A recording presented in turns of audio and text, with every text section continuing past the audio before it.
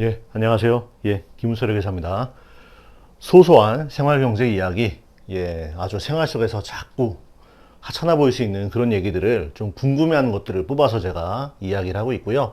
오늘은 은행 이자 소득 관련돼서 제가 말씀드릴게요. 요즘에 금리가 많이 높아지니까 아무래도 좀 관심 많이 생기죠, 그쵸? 예, 예전에는 뭐 거의 뭐 예금 넣어봐야 거의 빵프로, 뭐 잘 붙으면 1%였는데 최근에는 보면은 뭐 시중에서 뭐 4%, 5%짜리 뭐 예금, 적금 이런 게 막 쏟아져 나옵니다, 그쵸? 예, 아무래도 그 금리를 높이는 전 세계적으로 그런 정책을 쓰고 있기 때문에 기준금리가 올라가니까 일반 시중은행의 금리도 따라 올라가는, 예, 뭐 안타깝게도 우리 대출이자도 저도 뭐 대출금 갖고 있는데, 예, 그것도 같이 올라가는 안타까운 현실이 있어요. 뭐 5%짜리 뭐 이러한 금리 상품 나오고 있습니다. 아무튼 요 금리라는 건요, 우리 실생활에 아주 많은 영향을 끼치고요. 금리, 이자율이 높아진다는 얘기는 바꿔 얘기하면, 쉽게 얘기하면 뭐냐, 다른 것들보다 이 돈의 가치가 되게 커졌다라고 보시면 됩니다. 돈을 넣어두면은 거기에다가 많이 붙여줄게, 보상을. 그러니까 돈이 되게 중요한 거죠. 상대적으로 따지면은 돈이 가치가 증가한다는 거는 다른 자산의 가치, 즉 건물, 부동산, 주식, 채권 이런 가치는 상대적으로 낮아진다라고 이해를 하시면 좋아요. 그래서 현재는 돈을 들고 있는 게 가장 돈 많이 버는 거다, 이런 얘기를 할 정도로 금리가 높아지고 있고, 뭐 좀 더 앞으로도 좀 높아지는 상승 추세가 뭐 좀 어느 정도 가지 않을까. 제가 지금 이 얘기를 하는 이 순간이 오늘이 10월 며칠이지? 18일인가요? 예. 정확히 날짜 모르겠는데 10월 중순입니다. 2022년 10월 중순에 이러한 상황이다. 그래서 제가 이러한 좀 테마를 꼽아봤고요. 우리 이런 거 많이 봅니다. 5% 줄게요. 은행에서 5% 줄게요라는 건 무슨 의미일까요? 5%. 그냥 막연하게 5% 그냥 주는 게 아니고, 요게는 이제 이게 생략됐죠. 연 5%. 연이라는 뭐예요? 1년, 원이요. 1년 얘기입니다. 1년. 1년에 5%라는 거예요. 그럼 쉽게 얘기하면은 1월 1일에 제가 100을 넣었다, 100을. 그러면 12월 30일에 얼마나 된다는 얘기입니까? 105가 된다는 얘기예요. 그쵸? 이게 1년의 이자율, 수익률 개념이에요. 얘는 어떻게 나온 거냐? 요거 곱하기 1 플러스 5% 하면 요게 나오는 거죠. 요게. 그쵸? 이게 5%예요. 5% 수익률이에요. 여기서 한 가지 알아둬야 될 게, 은행에서 5% 준다는 것은 우리 통장에 그러면은 이렇게 찍힐까요? 돈이? 이렇게 찍히지 않아요. 예, 이렇게 찍히지 않아요. 요거보다 좀 낮게 찍혀요. 그 이유는 뭐냐? 요 5%는요, 세전 이자율이다. 세전이라는 게 뭐예요? 세금을 내기 전. before tax. 예, 그런 얘기예요. 그러면 세금을 떼면 얼마니? 우리 그냥 일반적으로 은행에 이자 금액을 넣었을 때 원천징수 당하는 세율이 어떻게 되냐면요, 기본적으로 소득세 14%에다가 원천징수 14%에다가 여기에 주민세가 10%더 부과돼서 이게 1.4%가 더 붙습니다. 요거에 10%. 그래서 15.4% 정도 원천징수 세금을 떼입니다. 떼요. 그냥 쉽게 심플하게 한 15% 정도 떼인다 보시면 돼요. 그럼 예를 들어 이자가 100, 이거 5가 아니고요, 5 곱하기 1 마이너스 15.4%. 아유, 좀 지울까요? 제가 또 정리가 안 됩니다. 그럼 이자가 5인 줄 알았는데 5가 아니고 얼만큼 들어오느냐? 1 마이너스 세금 15.4%만큼 뗀 이자. 이게 얼마냐면요, 4.23이 들어오네요. 4.23. 5가 안 들어오죠? 예. 요게 그러면은 연 5%가 세전이라면 세후는 얼마냐? 연 4.23%란 얘기예요. 그쵸? 요거는 세후 이자율이다. 애프터 텍스라는 거예요. 애프터 텍스. 예. 떨어지죠? 예. 그래서 요거를 일단은 좀 아셔야 돼요. 15% 정도 떼인다. 즉, 이자의 생각했던 이자의 85% 정도만 들어오는구나. 요거를 일단은 아셔야 되고요. 그 다음에 이자 지급 시기에 따라서 사실은 요 수익률이 좀 달라질 수 있는데, 예를 들어 이자를 1년에 한 번 받는 경우, 그 다음에 1년에 두 번 받는 경우, 1년에 4번 분기마다 받는 경우에 따라서 좀 달라요. 예를 들어 확정 이자를 5% 만약에 주겠다고 했어요. 그러면은 요게 100을 넣어놓으면요, 이제 뭐 세 전으로 따지면은 105가 될 텐데, 이게 1월이고 12월이에요. 근데 이자를 1년에 한 번이 아니고 1년에 두 번 준다, 예를 들어. 그럼 100을 넣어놓으면은 이때 이자가 한 번 붙고 이때 또 한 번 붙는다는 거예요. 그쵸? 이자가 그럼 얼마 붙을까요? 예를 들어 5%라면은 원래는 1년 지나면 5를 주는데 반만 지났으니까 5의 절반, 한 2.5 정도 줄 거예요. 2.5 정도. 그 다음에 또 2.5 정도, 이렇게 생각할 수 있습니다. 그쵸? 예. 근데 엄밀히 따지면 이런 거예요. 100을 6개월 동안 유지하면은 이거는 어떻게 되냐? 아까 얘는 어떻게 됐냐면요, 1 플러스 5% 이렇게 나왔다면은 요 경우에는요, 이렇게 나옵니다. 100 곱하기 1 플러스 5%의 절반. 그쵸? 그쵸? 예. 그 다음에 여기서 또 간다면은 요 이자 합친 거 여기다가 또 1 플러스 2의 5% 절반, 요렇게 붙어요. 즉 뭐냐면은 이자가 한번 붙으면요, 요 원금과 이자에 대해서 한번 이자가 또 붙는다. 요런 거를 우리 뭐라고 하냐? 복리라고 하죠. 복리.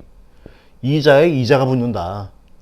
요런 경우에는 이자가 막판에 한번 붙기 때문에 이자에 이자가 붙는 케이스가 안 나오지만, 예를 들어 1년에 뭐 이자를 2번 준다던가 아니면은 4번 준다, 이런 경우에는 이자가 계속 붙죠. 그쵸?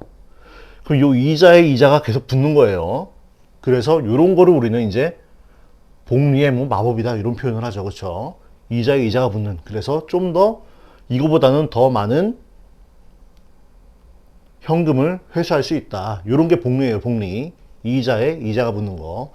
그런데 사실은 이 복리의 마법이다 해서 뭐 얘기를 하는데, 이게 서민들에게는 큰 의미가 없는 게, 금액 원금 자체가 워낙 작기 때문에 해봐야 뭐 몇천 원 몇만 원 안 돼요. 사실은요. 요게 이제 뭐 예를 들어 이게 억이다, 100억이다, 뭐 100조다 이러면은 되게 의미가 있겠죠. 그쵸? 근데 금액이 작을 때는 그래도 없는 것보단 좋긴 한데 효과는 좀 미미하다.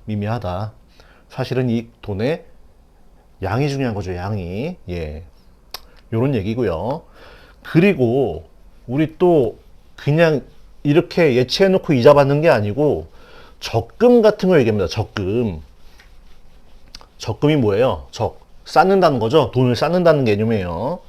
근데 적금인데 이를테면 이런 겁니다. 월 100만 원씩 불입한다. 이게 이제 1년이라면은 1월, 2월, 3월, 4월, 5월, 6월, 7월, 8월, 9월, 10월, 11월, 12월. 예, 이런 해서 1부터 12월까지인데 월 100씩 쌓는다. 100을 쌓습니다. 그쵸? 그리고 은행에서 이릅니다. 월 100씩 넣으면은 연 5% 줄게. 연 5% 줄게. 그러면 사람들이 이런 생각하죠. 야, 월 100씩 하면은 1년에 내가 1200만 원 쌓으니까 요게 5%. 1 플러스 5% 하면 얼마야 이게?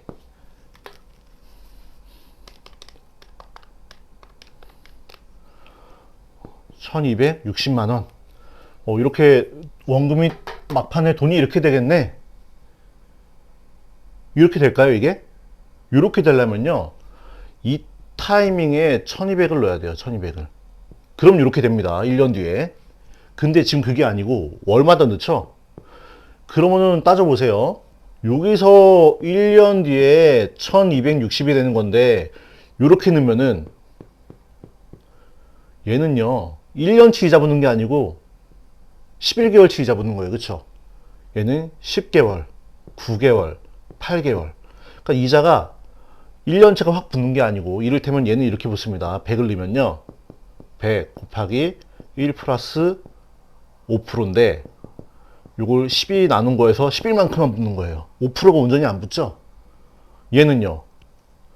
100 곱하기 1 플러스 5%인데 12분의 10만큼만 붙어요. 이자가 좀 덜 붙습니다. 덜 붙어요. 그러니까 요거를 요렇게 따지면 안 된다. 요거 월 적금 넣는 거 그리고 연 5% 줄게 하면은 단순히 요렇게 계산해서 이만큼 되겠네라고 투자하면은 이 금액이 안 나온다는 거예요. 물론 요게 또 세금도 떼야 되고 적금 같은 경우 예를 들면은 12월 말에 넣잖아요. 이 이자 안 붙어요. 그냥 이날 넣었는데 이자가 뭐가 붙겠습니까? 그렇죠? 예, 그러니까 이자가 적금의 경우에는 기대했던 것만큼 늘지 않고 이때는 우리는 뭘 확인해야 되느냐? 이렇게 넣었을 때 만기에 찾을 수 있는 금액이 얼마니? 요거를 그냥 따져보는 게 더 중요합니다. 그렇죠? 보통 그렇게 안내를 하는 게 맞을 거예요. 단지 연 5%다. 요것만 믿고 적금을 넣으면은 그 금액이 안 나온다. 물론 여기서 마찬가지로 또 이자를 얼마 떼어요? 15.4%를 뗄 겁니다. 예. 그쵸? 예. 그래서 요런 거 체크하시고요. 알면 좋습니다. 알면은. 그래야지 뭐 대충 계산을 하죠. 계획을 짤 수 있고. 그리고 또 마지막으로 말씀드릴 거는 이왕 예금 적금을 하실 거면은 단기보다는 장기가 좀 더 챙겨준다. 우리 기본적으로 이러한 그래프, 일반적인 그래프는 이래요. 이 기간이에요, 기간. 이자율이에요. 보통 이런 커브를 그립니다. 이런 커브를 그려요. 기간이 늘어나면 늘어날수록 이자율이 높아져요. 근데 뭐 이렇게 약간 체감적으로 늘어나요. 그래도 1년짜리보다는 2년짜리가 금리를 더 많이 주고 3년이 더 많이 주고 10년이 더 많이 준다 이런 거죠. 예. 그렇다고 우리가 10년을 묶어 놓을 수는 없으니까 그 여유 있는 자금을 잘 생각해서 이왕이면은 장기로 가는 게 좋다. 중간에 깨면은 안 되는 거고, 그렇죠? 너무 욕심내서 막 5년, 10년 하지 마시고 이런 거를 장기로 하시고 그 다음에 요 이자 할 때, 이자 받을 때 아까 제가 세금이 15.4% 뗀다 그랬는데 잘 찾아보시면은 비과세 상품 같은 게 있습니다. 세금 내지 않는 거, 뭐 얼마까지 세금 안 낸다는 거 그런 것도 한번 체크 한번 해보시고요. 그런 거 한번 체크 한번 하면은 좋을 것 같아요. 예. 그리고 또 하나, 뭐 이런 경우는 별로 없겠지만 우리 금융소득 종합 과세라는 표현이 있습니다. 이게 뭐냐면요. 이자만 따져보면은 이자를 받는데 내가 이자를 1년에 2천만 원 이상 받는다. 2천만 원 이상 받는다. 2천만 원 이상 받으려면은 이자를 5%로 계산했을 때 원금이 얼마가 돼야 되느냐? 한 4억 되게 4억.